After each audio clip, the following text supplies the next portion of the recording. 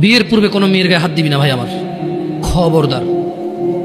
বিয়ের পূর্বে কোনো মেয়ের সাথে কথা বলবি না, খবরদার। তোর যোগ্যতা নেই ওর সাথে কথা বলার। তুই কে রে? বামন হয়ে চাঁদের দিকে হাত বাড়াবি না। আমার বোনরা চাঁদ।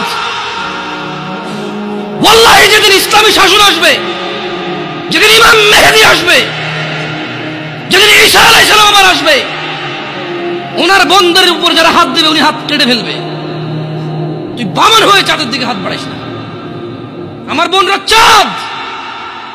ইসলাম মেয়েদেরকে চাঁদ বলেছে আর তোকে বামন বলেছে। বেটা তুই বেটা ছেঁড়া খাতা শুয়ে লাখ টাকার স্বপ্ন দেখিস, বিয়ের আগে মেয়ের গায়ে হাত দিস?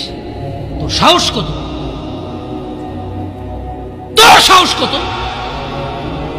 তুই জানিস না মুহাম্মদ সাল্লাল্লাহু আলাইহি সাল্লাম বলছে নেক স্ত্রী দুনিয়াতে যা আছে ওর চেয়ে বেশি উত্তম। তুই কি করে ওর গায়ে হাত দিস বিয়ের আগে? তোর সেই যোগ্যতা আছে বল? তোকে আল্লাহ জাহান্নামে ফেলবে, তোকে আল্লাহ জ্বলন্ত আগুনে নিক্ষিপ্ত করবে, তোর শরীর পচবে, তোর শরীরের গন্ধে জাহান্নামীরা থাকতে পারবে না। তোকে আল্লাহ এত নিকৃষ্ট শাস্তি দেবে কেন? কারণ তুই এত বড় জঘন্য কাজে লিপ্ত হয়েছিস।